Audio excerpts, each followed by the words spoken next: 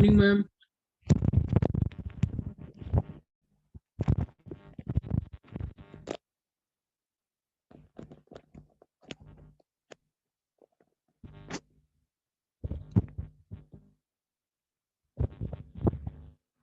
Good morning, class.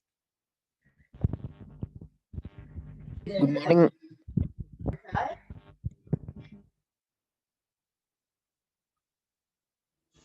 Good morning, ma'am. Good morning.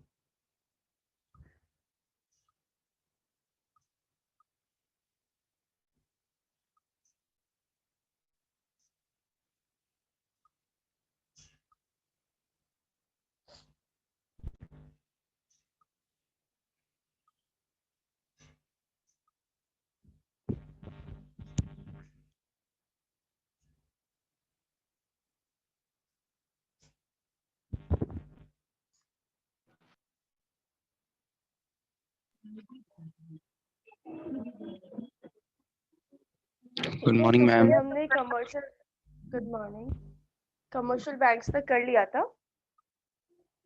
अब हम next करते हैं टॉपिक जो स्टार्ट है फाइनेंशियल इंस्टीट्यूशंस। ठीक है, और जो लोग कल की क्लास में प्रेजेंट नहीं थे या परसों की क्लास में प्रेजेंट नहीं थे, उनका जब हम रिवीजन करेंगे फिर उनको मैं दोबारा से बता दूंगी क्या है इस चैप्टर में, और नोट्स में दे दूंगी, उसमें देख लेना तुम लोग।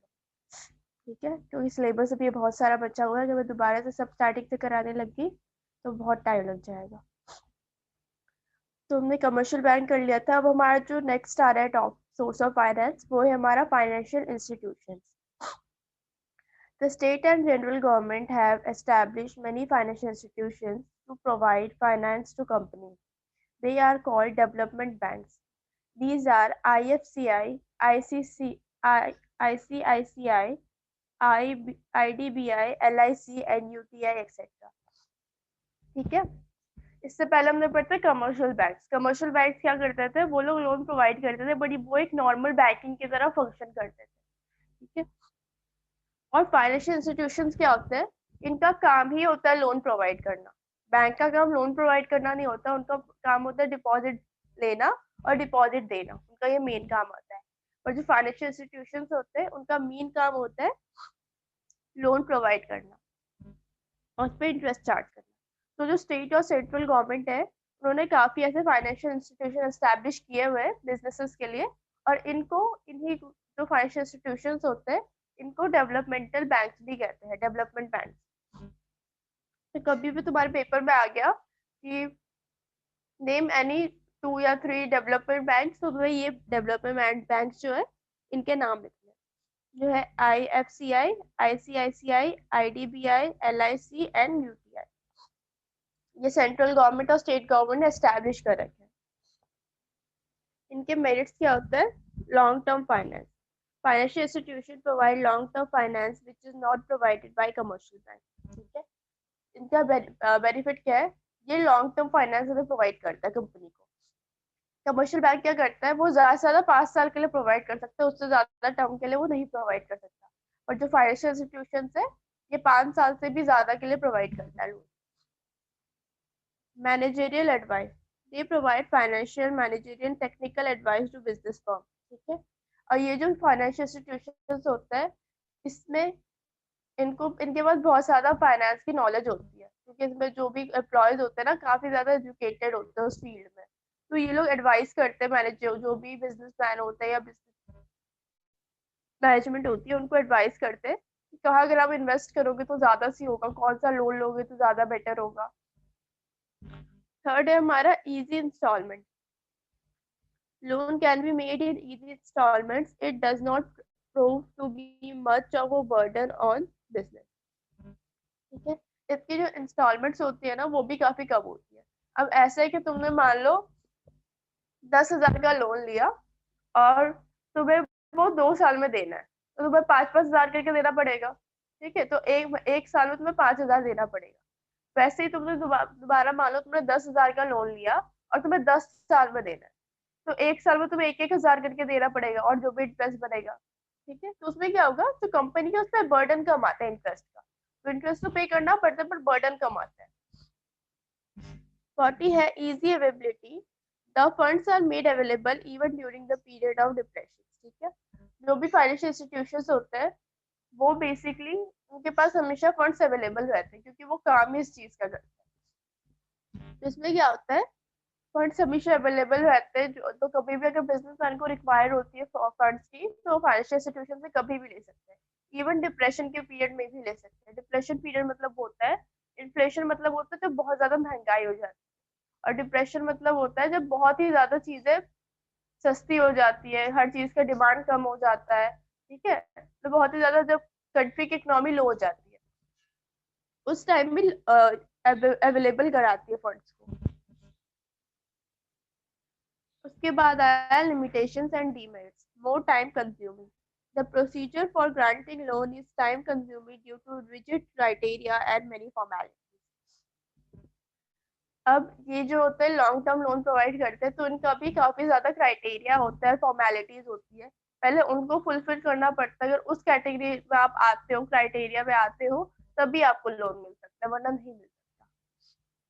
तो इसका जो प्रोसेस होता है काफी टाइम कंज्यूमिंग होता है। दूसरा है restriction. Financial institution place restriction on the company board of directors. ठीक है, और जो फाइनेंशियल इंस्टीट्यूशंस होते हैं ना वो बेसिकली कंपनी के ऊपर रेस्ट्रिक्शंस भी डाल देते हैं कि हाँ बोर्ड ऑफ डायरेक्टर्स इतने हैं तो अभी इतने ही रहेंगे, या फिर बोर्ड ऑफ डायरेक्टर्स कितने होने चाहिए। कुछ भी अगर फैसला ले रहे हैं रिगार्डिंग फाइनेंस तो उसमें वो लोग इंटरफेयर करते हैं, तो इसके लिमिटेशंस है। फाइनेंशियल इंस्टीट्यूशंस पे कोई डाउट है?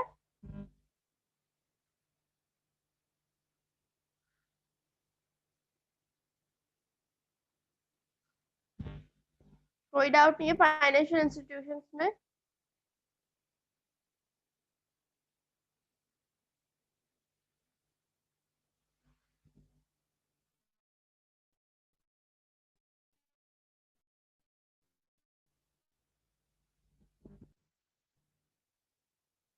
बताओ, से यस और नो।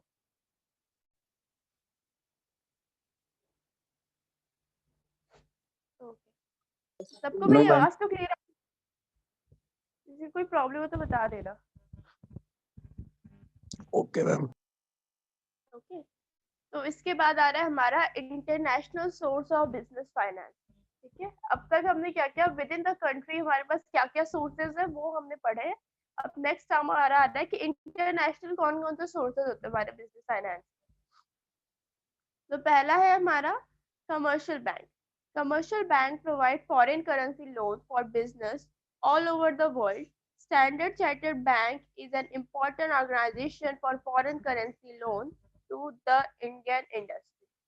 ठीक है, अब इसमें क्या होता है, कभी मान लो हमें फॉरेन करेंसी की जरूरत पड़ती है, तो मान लो कि हमें बिजनेस स्टार्ट करना है फॉरेन में, तो फॉरेन में तुम्हारे इंडियन रुपीस नहीं चलेंगे, तो हम क्या करेंगे, जो हमारा कमर्शियल बैंक होगा उससे ही उससे ही हम जो अपने पैसे उनको कन्वर्ट करेंगे फॉरेन करेंसी में, उसके बाद जाके बिजनेस स्टार्ट करेंगे। ठीक है, सेम ऐसी चीज मान लो कि अगर हम एक इंडियन कंपनी है, ठीक है, और हमारे जो बेसिक एम्प्लॉयज है वो क्या कर रहे हैं, टेक्निकल एम्प्लॉयज या जो भी इंजीनियर्स है वो क्या करते हैं, उनकी जो भी सैलरी होती है उनको हमें डॉलर्स में पे करने होते हैं।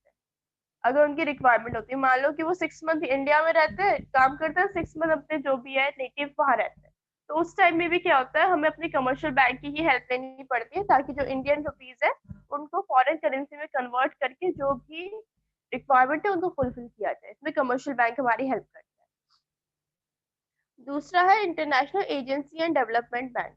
A number of international agencies and development bank, example ABD, IFC provide long term loan. ठीक है, जैसे हमारे इंडिया के डेवलपमेंटल बैंक है वैसे इंटरनेशनली भी हमारे डेवलपमेंटल बैंक होते हैं। जो हमारा होता है आईएफसी, एडीबी, डेवलपमेंटल बैंक और फाइनेंशियल इंस्टीट्यूशन दोनों सेम होते हैं। उसके बाद आया international capital market.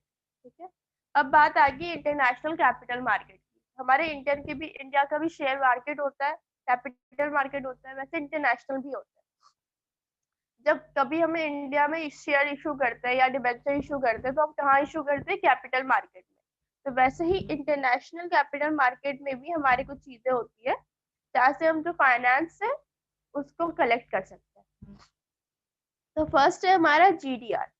When the local currency shares a company are delivered to depository bank which issues depository receipt against the share, these receipts denominated in US dollar are called GDR.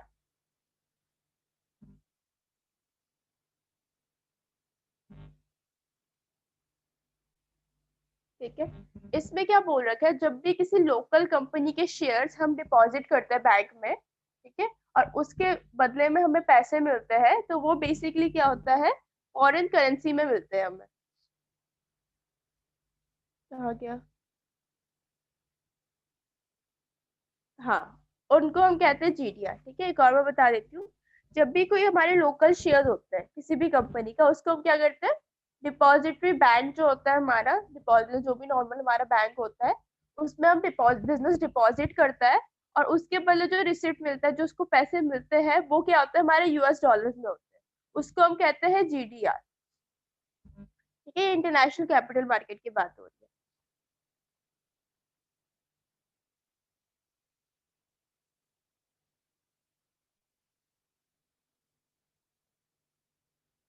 ठीक है, GDR क्या हुआ, clear हुआ? Yes, ma'am. GDR में ये, ठीक है. उसके बाद आया हमारा फीचर ऑफ GDR कि GDR के फीचर्स क्या होते हैं. GDR can be listed and traded on a stock exchange of any foreign country other than America. जो GDR होता है ना, उसको हम किसी भी स्टॉक मार्केट में इशू कर सकते हैं, लगा सकते हैं, एक्सेप्ट अमेरिका. अमेरिका को छोड़ के हम कहीं पर भी GDR को अप्लाई कर सकते हैं, इशू कर सकते हैं. It is a negotiable instrument. ठीक है, नेगोशिएबल इंस्ट्रूमेंट मतलब होता है कि ये बेसिकली एक डॉक्यूमेंट होता है. A holder of GDR can convert it into share. जिसके पास भी GDR है, वो कभी भी उसको अपने शेयर्स में दोबारा कन्वर्ट कर सकते हैं. Holder of GDR gate dividend. जो GDR होल्डर होता है उसको डिविडेंड मिलता है. शेयर होल्डर्स को भी डिविडेंड मिलता था, वैसे जिनके पास GDR होता है उनको डिविडेंड मिलता है. Holder of GDR does not have voting right. ठीक है, GDR होल्डर्स के पास कोई भी वोटिंग राइट्स नहीं होते. जैसे हमारे share holders, equity share holders के पास वोटिंग राइट्स होते थे, बट GDR होल्डर्स के पास नहीं होते. Many Indian companies such as Reliance, Wipro and ICICI have issued GDR. ये कुछ कंपनी है जिन्होंने GDR इशू किया है. जैसे रिलायंस हो गया, विप्रो हो गया, ICICI बैंक हो गया. ठीक है, इन्होंने इशू कर रखा है अपना GDR. तो इसमें बेसिकली क्या होता है, अगर तुमसे क्वेश्चन पूछ सकता है कि name any Indian country who have issue GDR, तो उसमें तुम्हें नाम लिखना पड़ेगा. ये क्वेश्चन आते हैं एक एक नंबर में. फिर हमारा आ रहा है ADR. अभी हमने पढ़ा GDR, इसमें क्या करते थे, हम शेयर्स को नॉर्मल डिपॉजिटरी बैंक में डिपॉजिट करके उसको GDR में कन्वर्ट करते थे, जो US डॉलर्स में होता था. अब ADR क्या है हमारा, the depository receipt issue by a company in US are known as ADR, American depository receipt. ठीक है, अब जो भी डिपॉजिटरी रिसिप्ट होते हैं जो अमेरिका में इशू होते हैं, वो हमारा होता है ADR. ठीक है, किसी भी कोई भी कंपनी है, मान लो उसने अमेरिका में इशू कर दिए, अपने जो शेयर्स है उनको कन्वर्ट कर दिया डिपॉजिटरी बैंक के थ्रू, तो वो हमारा ADR बन जाएगा. इसके फीचर्स क्या है, it can be issued only to American citizen. ठीक है, ये बस अमेरिकन सिटीजन ही इशू कर सकते हैं. अगर कोई कंपनी इशू कर रहा है ना, इसको स्टॉक मार्केट पे लगा रहा है, तो उसको सेल या परचेज जो भी करना होगा वो अमेरिकन सिटीजन ही कर सकते हैं, कोई दूसरा सिटीजन नहीं कर सकता. It can be listed and traded in American stock market.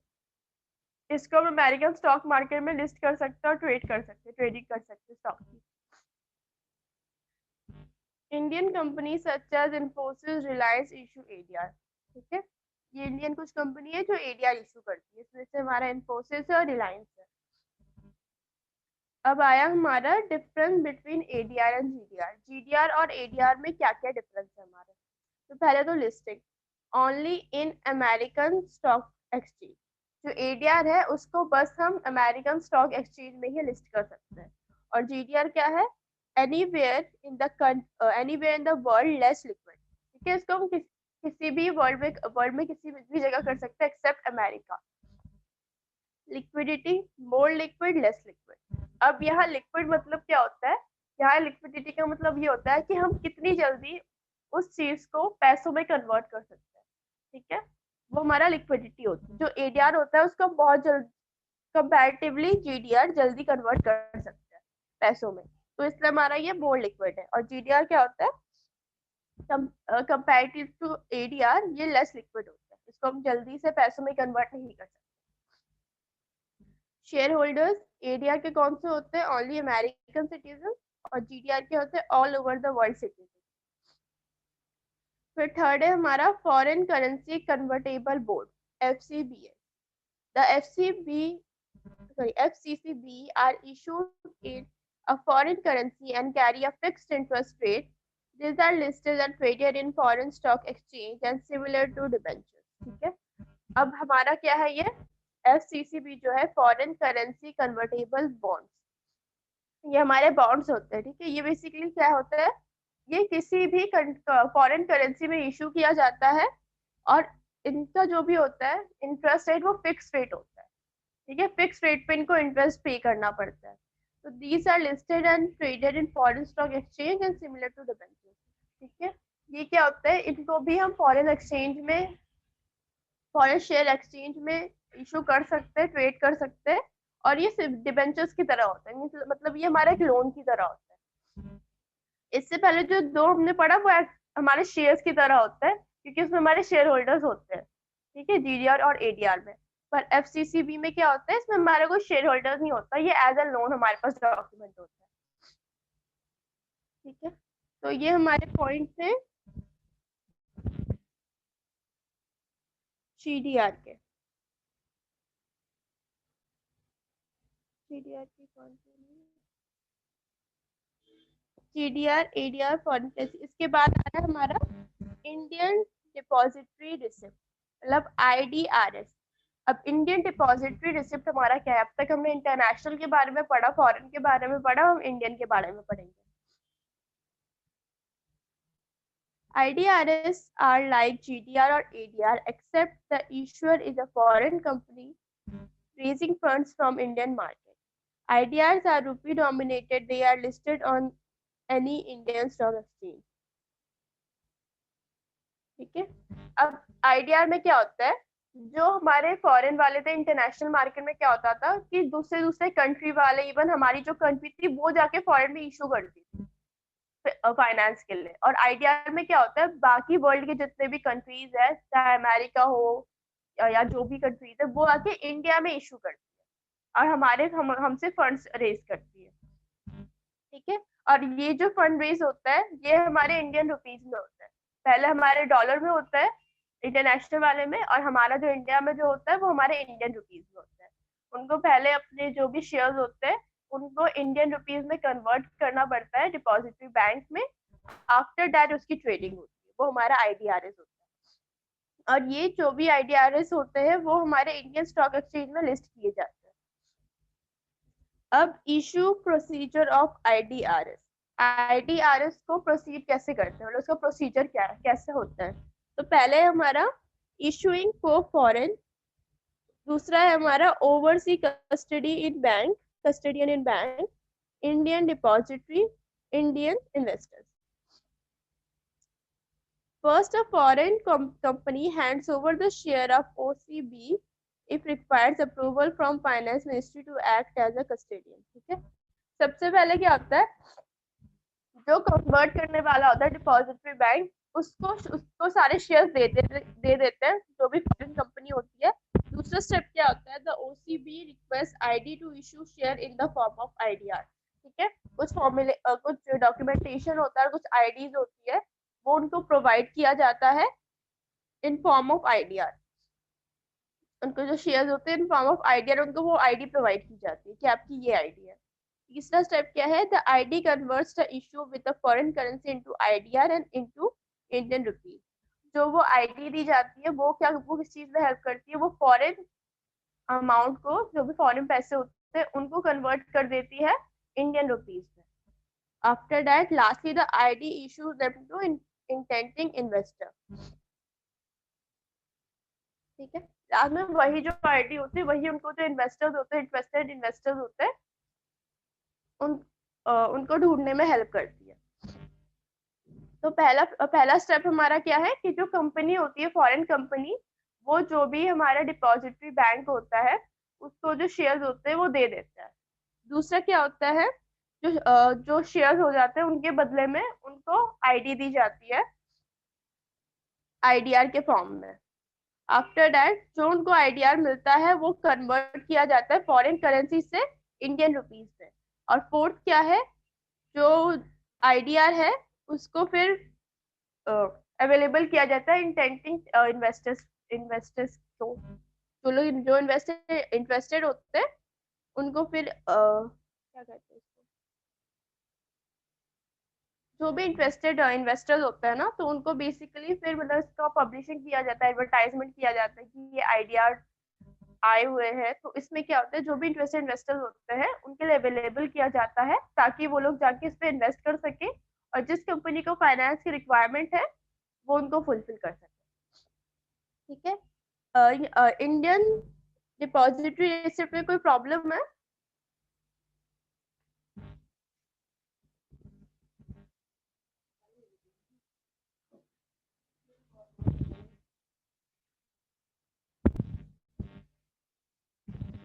आईडीआरएस में कोई प्रॉब्लम आई है, मतलब ये ईशॉप प्रोसीजर में एंड इसके डेफिनेशन में?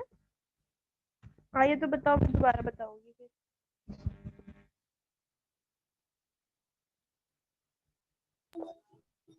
मैम एक बार और बता देना। ठीक है, देखो आईडीआर क्या होता है, ये आईडीआर हम आईडीआरएस आईडीआरएस क्या होता है हमारा, जैसे हमारा इंटरनेशनल मार्केट में हमने 3 पढ़े हैं ना, जीडीआर, एडीआर, एफसीसीबी, वैसे ही हमारा जो इंडियन मार्केट होता है उसमें जब भी कोई फॉरेन कंपनी आती है और शेयर्स इशू करती है नॉर्मल हमारे इंडिया में, तो वो डायरेक्ट शेयर इशू नहीं कर सकती। अगर हमारी इंडियन कंपनी है तब तो हमने शेयर इशू कर दिया, लोगों ने शेयर्स खरीद लिया, हमें पैसे मिल गए, ये सिंपल प्रोसीजर है। और कोई फॉरेन कंपनी आके अगर इंडिया में अपने शेयर्स बेच रही है कंपनी के, तो उसका एक प्रोसीजर होता है और वो जो भी शेयर सेल करेगी उसके बदले उसको जो भी फंड रेज होंगे ना, वो जो भी पैसे मिलेंगे वो हमेशा इंडियन रुपीज में होंगे अगर वो इंडिया में इशू कर रही है शेयर। ठीक है, तो इसका जो स्टेप है वो बताएगी। सबसे पहले क्या स्टेप है, जो भी फॉरेन कंपनी के शेयर्स होते हैं वो सबसे पहले वो हम जो डिपॉजिटरी बैंक होता है उनको देते हैं, मतलब जो ये सब कन्वर्शन करते हैं उस बैंक को वो सारे शेयर्स दे देते हैं। ठीक है, उसके बदले उनको क्या मिलता है, एक आईडीआरएस मिलता है, एक डॉक्यूमेंट होता है वो मिलता है। ठीक है, सेकेंड स्टेप में ये है। उसके बाद थर्ड स्टेप में क्या होता है, जो ये आईडीआरएस होता है ना, वो बेसिकली क्या करता है, जो भी फॉरेन पैसे उनको मिलने चाहिए थे अपने शेयर इशू करने के बाद, वो फॉरेन पैसे इंडियन रुपीज में कन्वर्ट करता है, फिर उनको मिलता है। ठीक है, चौथे में क्या होता है, और अब जो इन्वेस्टर्स इंटरेस्टेड होते हैं, जिनको ये लगता है कि हाँ इतने पैसों में अगर हम ये शेयर ले लेंगे, इंटरेस्टेड है, उनके पास फंड्स अवेलेबल है, वो क्या करते हैं, फिर उन आइडियाज को खरीद लेते हैं और जो भी फाइनेंस होता है वो उनको मिल जाता है जो फॉरेन कंपनी होती है। ठीक है, मतलब एक थर्ड स्टेप पे क्या होता है, एक वैल्यू बना देते हैं कि इस कंपनी के शेयर्स की इतनी वैल्यू है इंडियन रुपीज में। उस हिसाब से जो लास्ट स्टेप है उसमें जो इन्वेस्टर्स होते हैं वो जाके उसको परचेज कर लेते हैं शेयर्स को, और जो भी पैसे होते हैं, जो भी फाइनेंस होता है, वो जो हमारी फॉरेन कंपनी होती है उनको मिल जाता है। बस यही 4 स्टेप है।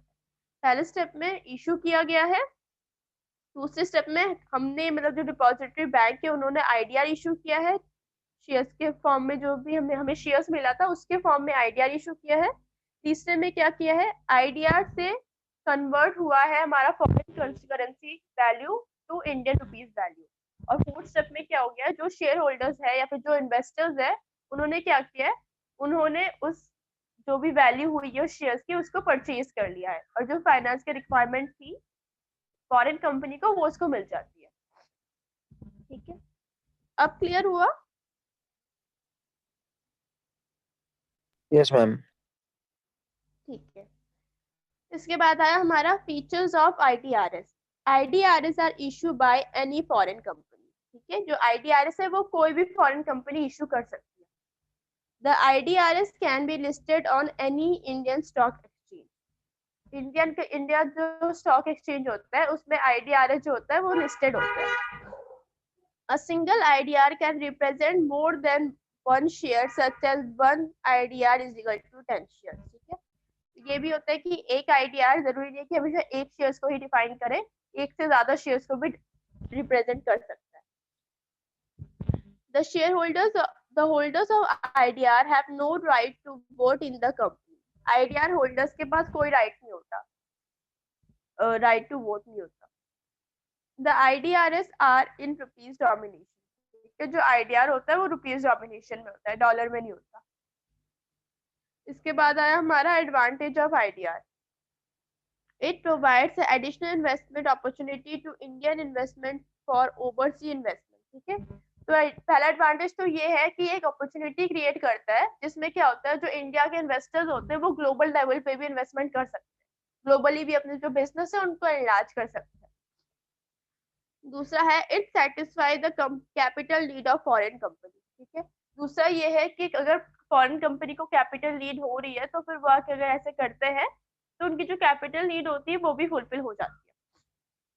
तीसरा है it provide listing facility to foreign company on list on Indian equity market. ठीक है, तीसरा क्या है, जो भी फॉरेन कंपनी है उनके लिए भी एक अपॉर्चुनिटी होती है कि वो जो इंडियन मार्केट होता है कैपिटल मार्केट, वहां पे उनकी लिस्टिंग हो जाती है. फोर्थ है it reduce the risk of Indian investment who want to take their money abroad.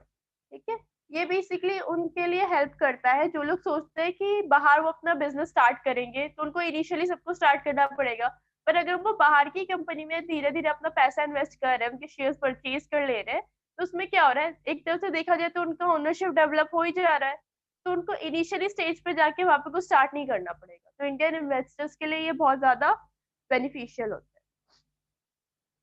उसके बाद आया हमारा इंटर कॉर्पोरेट डिपॉजिट. ठीक है, अब तक हमने पढ़ा इंटरनेशनल रिसिप्ट डिपॉजिटरी रिसिप्ट के बारे में, इंडियन डिपॉजिटरी रिसिप्ट. इसके बाद हमारा आ रहा है इंटर कॉर्पोरेट डिपॉजिट. अब ये क्या होता है, inter corporate deposit are unsecured short term deposit made by one company with another company. These deposits are essential broke deposited which lead to involvement of brokers. The rate of interest on their deposit is higher than of the banks and other markets. The biggest advantage of ICDS is the transaction in free from legal hassle.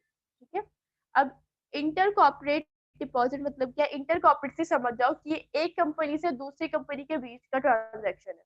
इसमें क्या होता है, जो भी short term unsecured deposit होते हैं या जो लोन होते हैं वो एक कंपनी से दूसरी कंपनी के बीच में होते हैं, मतलब एक कंपनी दूसरी कंपनी से लोन लेते हैं, और जो इंटरेस्ट रेट होता है वो भी हाई होता है कंपैरेटिवली बैंक. ठीक है, और इस प्रोसीजर में बेसिकली हमेशा एक ब्रोकर जरूर इन्वॉल्व होता है. ऐसा नहीं होता कि हाँ कंपनी के ओनर फ्रेंड्स है तो कंपनी ने कंपनी को लोन दे दिया, ऐसा नहीं हो सकता. इसके बीच में एक ब्रोकर का इन्वॉल्वमेंट होना जरूरी होता है.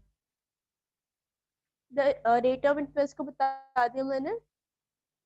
और इसका बिगेस्ट एडवांटेज क्या होता है, जो ICDS होता है इसमें ना ज्यादा फॉर्मेलिटीज नहीं करनी पड़ती, ज्यादा जगह लिस्टिंग नहीं करनी पड़ती, कोई प्रोसीजर नहीं करना पड़ता, बस ये चीज बतानी पड़ती है, थोड़ा बहुत डॉक्यूमेंटेशन होता है वो भी सारा ब्रोकर करता है, इनको बस पैसे देने और इंटरेस्ट देने से मतलब होता है. अब टाइप ऑफ ICD क्या होता है, ICD कितने टाइप के होते हैं, एक तो हमारा होता है 3 months deposit. The deposit are most popular type of ICD. These deposits are generally considered by borrowers to solve problem of short-term capital adequacy. The annual rate of interest for these deposit is around 12%. ठीक है, 3 months वाला में क्या होता है, इसमें 3 months तक के लिए वो लोन लेते हैं, और ये छोटे मोटे जो भी हमारे एडिक्वेट हो जाते हैं, इनफ जब मनी नहीं बचती है, प्रॉफिट नहीं होता, हमारा अनसर्टेन कुछ भी कॉज हो जाता है, तो उसमें काफी ज्यादा कंपनी को हेल्प करता है, और इसका रेट ऑफ इंटरेस्ट होता है 12%. उसके बाद है हमारा 6 month deposit. It is usually made first class borrower. The annual rate of interest for this deposit is around 15%. अब 6 month डिपॉजिट में क्या होता है, इसमें जो टाइम पीरियड होता है लोन का वो हमारा होता है 6 महीने का. ठीक है, तो फिर उसमें क्या होता है, इसको जो इंटरेस्ट रेट होता है वो 15% होता है. उसके बाद है हमारा call deposit. This deposit can be withdrawn by the lender or a day's notice. The annual rate of interest on call deposit is around 10%. ठीक है. अब जो कॉल डिपॉजिट होता है इसको ना वो कभी भी रीपेमेंट कर सकते हैं. जरूरी नहीं है कि हाँ 6 महीने बाद ही करना है या फिर इतने दिनों बाद ही करना है. एक दिन का इनको बस नोटिस देना पड़ता है. आफ्टर दैट ये लोग विड्रॉवल कर सकते हैं. और रेट ऑफ इंटरेस्ट जो होता है इसका 10% होता है. आफ्टर दैट हमारे फीचर ऑफ ICDS क्या होता है. These transactions take place between two companies. ठीक है. There are short-term deposits. They are unsecured deposits. ज़्यादा documentation नहीं लगता है इसलिए unsecured होता है ये. These transactions are generally completed through brokers. ये भी बता दिया है. These deposits have no organized market. ठीक है. इनकी कोई organized market नहीं होती. ये जो होता है mutual understanding के तौर पे ही इन transactions को किए जाते हैं. These deposits have no legal formalities. कोई legal formalities नहीं होती deposits की. These are risky deposits from the point of view of lender. ठीक है. ये basically risky होता है. point of view of lender अगर देखा जाए जो पैसे दे रहा है उसके behalf पे risky होता है. Reason क्या है कि मान लो इसमें कोई भी हमारा legal restrictions या legal interference नहीं होता. कोई भी ऐसे documentation नहीं बनाते जिससे हम legal कोई action ले सकें. दूसरी कंपनी ने मान लो पैसे हमसे ले लिए बट क्या क्या वो कंपनी बंद होगी या उसका जो कंपनी वो जो ओनर था वो चला गया अब्रॉड चला गया कंपनी वगैरह सब बंद करके. तो उस जो लेंडर है उसके पैसे तो अटक गए. इवन वो कोई लीगल एक्शन भी नहीं ले सकता. रीजन क्या है उसने कोई लीगल फॉर्मेलिटीज की ही नहीं है तो वो क्या लेके जाएगा. तो ये थोड़ा सा रिस्की होता है फॉर द लेंडर्स. ठीक है. ICD में कोई डाउट है.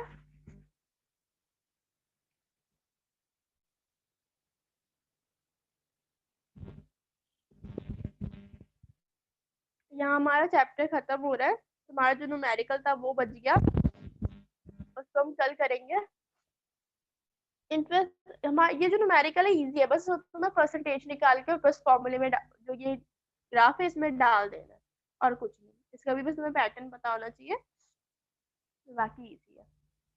कोई डाउट नहीं है ना तुम्हें लास्ट वाले टॉपिक में ICDS में.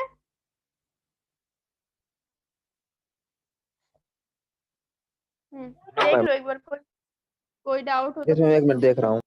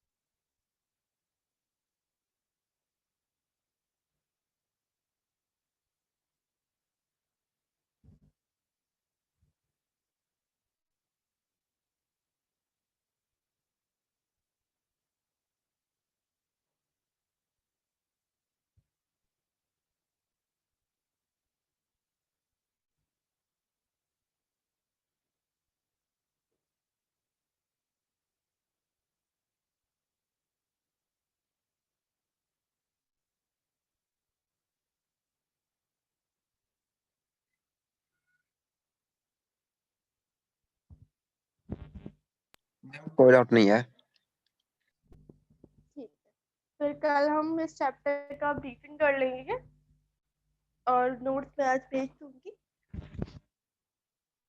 और लास्ट का जो हमारा एक न्यूमेरिकल बचा वो भी कंप्लीट कर लेंगे. ठीक है. चलो ओके मैम. Bye ma'am.